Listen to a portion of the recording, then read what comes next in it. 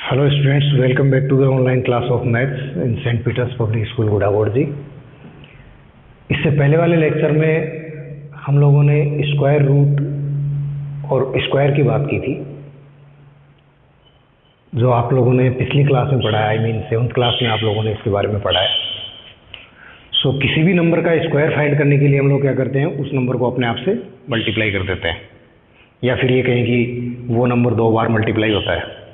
ठीक है, अब हम बात करें परफेक्ट क्यूब की या परफेक्ट क्यूब रूट की। तो चलो देखते हैं। किसी भी नंबर का क्यूब यदि आपको फाइंड करना है, क्यूब ऑफ एनी नंबर, किसी भी नंबर का क्यूब यदि आपको फाइंड करना है तो उसके लिए वो नंबर अपने आप से 3 बार मल्टीप्लाई होना चाहिए। वो नंबर अपने आप से 3 बार मल्टीप्लाई होना चाहिए। कैसे? देखिए, यदि वो नंबर आपके पास a है और आपको फाइंड करना है if the number is a,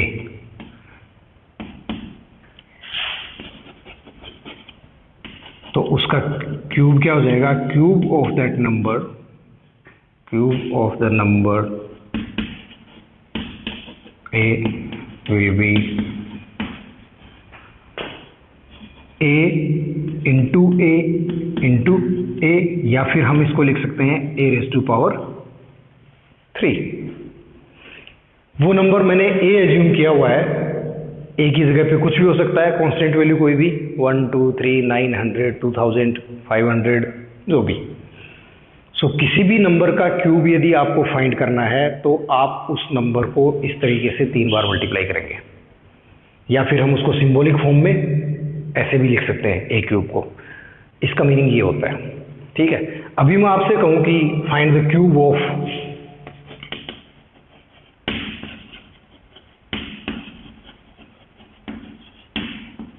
find the cube of 3, तो इसको मैं क्या लिख सकता हूँ सिंबॉलिक फॉर्म में? 3 raise to power 3। Find the cube of 3। मुझे 3 का क्यूब फाइंड करना है, सिंबॉलिक फॉर्म में मैं ऐसे लिखूंगा उसको। अब इसका मीनिंग ये हुआ कि 3 raise to power 3 means 3 multiplied by 3 multiplied by 3, और आंसर क्या आएगा? 3 3 जा 9 एंड 9 3 जा 27। सो फाइनल आंसर आपका है 27 हुआ। ये था किसी भी नंबर का क्यूब फाइंड करना। ठीक है, तो हमने 3 का क्यूब फाइंड किया, इस तरीके से हुआ। अब मैं आपको कहूं कि फाइंड, थोड़ा कॉम्प्लिकेट करता हूं उसको, find the cube of root 3। Find the cube of root 3। So इसका मीनिंग क्या होता है? जो लिखा है सिंबॉलिक फॉर्म में मैं इसको क्या लिखूंगा? Root 3 raise to power 3। So इससे प्रीवियस लेक्चर में मैंने आप लोगों को कुछ याद दिलाया था और एक आइडेंटिटी बताई थी, और वो आइडेंटिटी क्या शो करती है? वो ये करती है कि if a raise to power m और इसकी होल पावर n हो तो हम इसको लिखते हैं a raise to power m into n। मतलब दोनों पावर्स आपस में क्या होती हैं? मल्टीप्लाई होती हैं, और बेस वही रहता है। इसके साथ ही मैंने आप लोगों को बताया था कि स्क्वायर रूट जो होता है, स्क्वायर रूट, उसको हम 1/2 से भी डिनोट करते हैं पावर में। ठीक है, ये भी मैंने आप लोगों को बताया। तो अभी जो है क्यूब रूट 3 है, ये स्क्वायर रूट 3 दिया है और इसका हमें क्यूब लेना है। तो मुझे क्या करना चाहिए? मुझे ये करना चाहिए कि मैं इसको लिख सकता हूँ 3 रेज़ टू पावर हाफ, और इस पूरे का क्या होना चाहिए? क्यूब। सो क्यूब की डेफिनेशन क्या बोलती है कि ये नंबर अपने आप से 3 बार मल्टीप्लाई हो जाना चाहिए। तो इसको मैं लिखूंगा। ठीक है, सो अभी पहले देखते हैं इसके हिसाब से। तो इसके हिसाब से ये हुआ कि a raise to power m और इसकी पूरे की पावर n है हमारे पास, तो दोनों पावर्स आपस में क्या हो? मल्टीप्लाई। तो आप देखेंगे 3 बेस हो गया, और m की जगह पे क्या है अपने पास? 1/2, n की जगह पे क्या है अपने पास? 3। सो दोनों पावर्स क्या होनी चाहिए? मल्टीप्लाई होनी चाहिए, यानी 3 raise to power half multiplied by 3। जब इनको सोल्व करोगे आप तो आएगा आपके पास 3⁻1/2 को 3 से मल्टीप्लाई करने पे क्या आएगा 3/2। आप इसको यूँ लिख सकते हो, ये आपका आंसर आ गया। सो आपसे पूछा था फाइंड द क्यूब ऑफ √3, तो आंसर क्या आया 3⁻3/2। मैं सीधे सीधे यदि ये आइडेंटिटी यूज नहीं करके मैं इसके हिसाब से आगे बढ़ता, मैं इसके हिसाब से ही आगे बढ़ता, तो इसका मीनिंग ये हुआ कि √3 मल्टीप्लाइड बाई √3 मल्टीप्लाइड बाई √3, ये नंबर अपने आप से 3 बार मल्टीप्लाई होना चाहिए, जिसको हम क्या लिखें फिर से √3 इंटू √3। जब स्क्वायर की बात थी तो मैंने कहा था कि इन दोनों को मल्टीप्लाई करते हैं तो स्क्वायर रूट इनका कैंसिल हो जाता है। तो √3 को √3 से मल्टीप्लाई करोगे तो ये आ गया 3 इंटू √3। तो एक आंसर तो ये हुआ कि आप इसको यहीं पे छोड़ सकते हैं, 3 इंटू √3, ये आपका आंसर हो गया। ठीक है, बट अब आपको लग रहा होगा कि सर ये आंसर अलग लग रहा है, ये आंसर अलग लग रहा है। नहीं, इन दोनों की वैल्यू सेम ही है। कैसे है मैं आपको बता देता हूं। देखिए, इसके साथ ही हम लोगों ने एक आइडेंटिटी और पढ़ी थी, और वो आइडेंटिटी ये थी, इस 3 की पावर को मैं 3 को 3⁻1 लिख सकता हूं इंटू इसको मैं लिख सकता हूं 3⁻1/2। ठीक है, सो यदि आपको इस टाइप से दिया है इफ a⁻m इंटू a⁻n, तो उस कंडीशन में क्या होता है, जब बेस सेम है और कोई दो नंबर आपस में मल्टीप्लाई हो रहे हैं तो उनकी पावर ऐड होती है। सो बेस कॉमन है a और ये नंबर आपस में मल्टीप्लाई हो रहे हैं तो m और n दोनों क्या हो जाते हैं, ऐड हो जाते हैं, m + n। सो इस आइडेंटिटी को ध्यान में रखते हुए मैं इस स्टेप को यदि आगे बढ़ाऊं तो क्या होगा, 3 इंटू 3⁻1/2।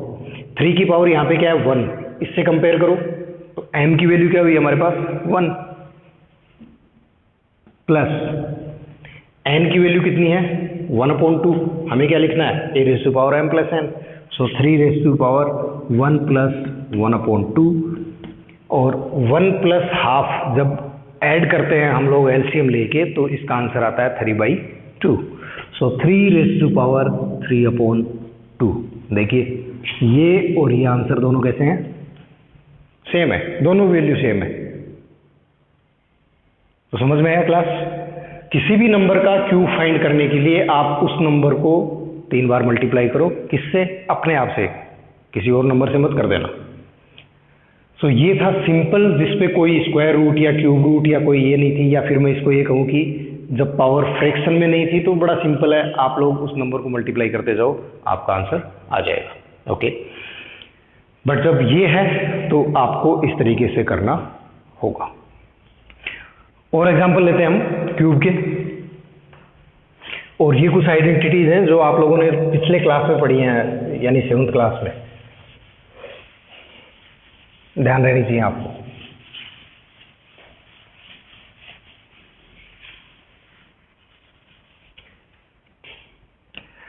तो ये तो था किसी भी नंबर का क्यूब फाइंड करना। अब मैं प्रैक्टिस के लिए आपको कुछ क्वेश्चंस देता हूं।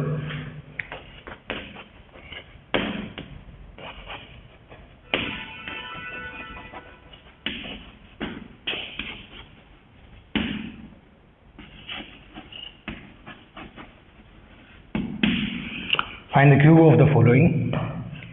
मैंने सिंपल बता दिया, पावर यदि फ्रैक्शन में दिया आपको उसका भी बता दिया। मैंने आपको डेसिमल का नहीं बताया, कोई नंबर यदि डेसिमल में दिया तो क्या करेंगे। लेकिन जब मैं ये उम्मीद करता हूँ आप लोगों से कि जब आपको क्यूब फाइंड करना आ गया, क्यूब का मीनिंग समझ में आ गया कि क्यूब के लिए हमें क्या करना है, तो आप डेसिमल वाले का भी क्यूब फाइंड कर सकते हैं। देखिए, फर्स्ट 0.3, आप इसका क्यूब कैलकुलेट करके बताएंगे मुझे। 9 स्क्वायर रूट ऑफ 9, इसका क्यूब भी करके बताएंगे। एंड थर्ड आप मुझे बताएंगे 1/3, इसका क्यूब भी करके बताएंगे कल। सो इन तीनों का सॉल्यूशन आप लोग करके चेक करेंगे और व्हाट्सएप पे अपना आंसर मैसेज कर सकते हैं, मैं चेक कर लूँगा। फिर भी यदि नहीं आता है तो मैं आपको फिर से बताऊँगा। इसके लिए मैं आपको थोड़ा सा हिंट देना चाहूँ, क्या होगा, देखिए, find the cube of the following, किसका करना है मुझे, 0.3 का। इसका मीनिंग ये हुआ कि 0.3 should be multiplied by itself 3 times.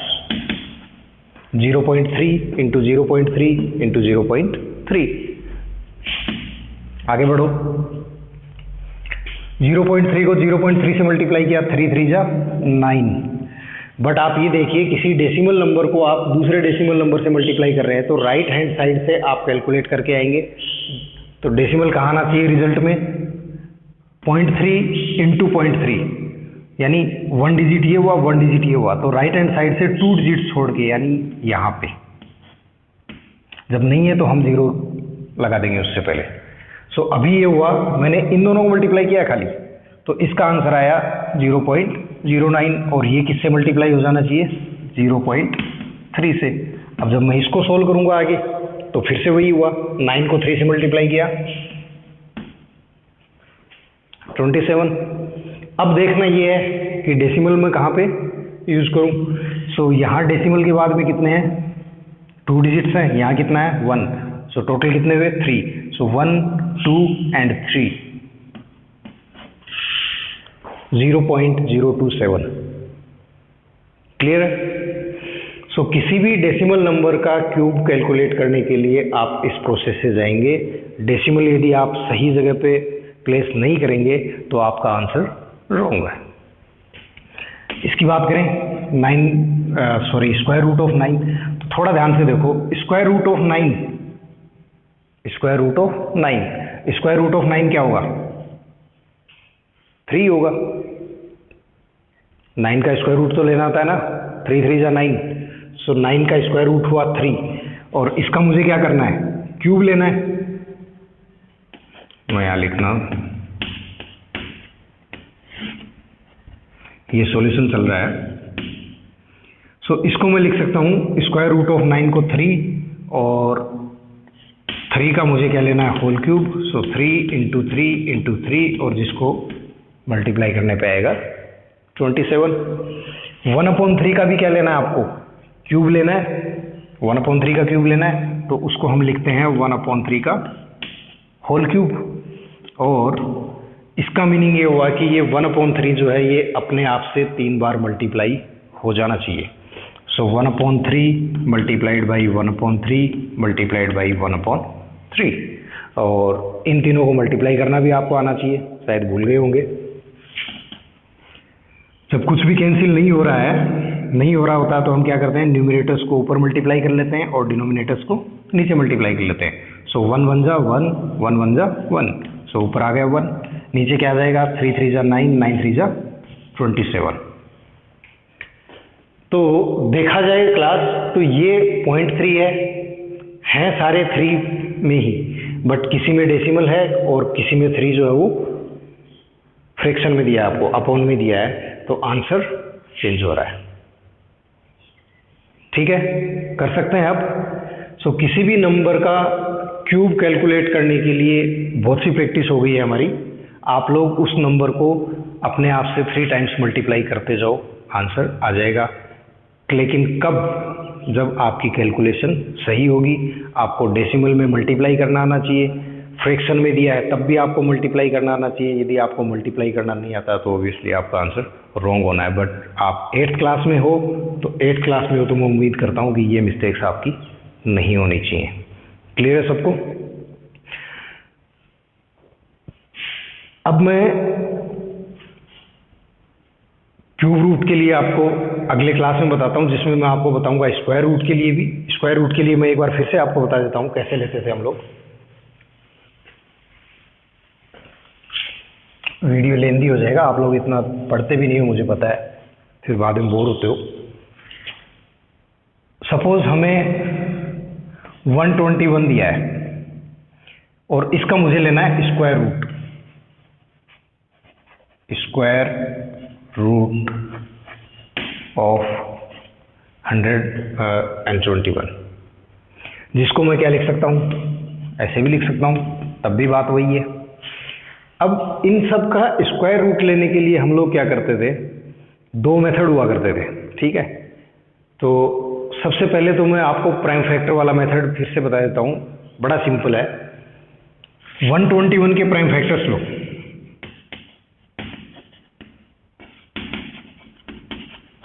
Prime factors of 121 कैसे लेंगे ये, और प्राइम फैक्टर्स कैलकुलेट करने के लिए हम लोग क्या करते हैं भाई, कोई नंबर देखते हैं किसी से डिवाइड होता है क्या, 2 से नहीं होता है, 3 से नहीं होता है, 4 से भी नहीं होता है, 5 से भी नहीं होता है, 6, 7, 8, 9, 10 किसी से भी नहीं होता है, 11 से होता है, 11 की टेबल में आता है। सो 11 से मैंने इसको डिवाइड किया तो 11 1 जा 11, रिमाइंडर 1, फिर से 11 1 जा 11, अब फिर से किया तो 1 आ गया। सो प्राइम फैक्टर इसके क्या आ गए हमारे पास, prime factors of 121 are 11 into 11। इतना करने के बाद में जब आपको स्क्वायर रूट फाइंड करना हो तो आप उन प्राइम फैक्टर्स के दो दो के पेयर बनाओ, ठीक है। सो ये 2 का पेयर बना, 11 इंटू 11 कितने पेयर बने, 1। तो स्क्वायर रूट क्या आ जाएगा,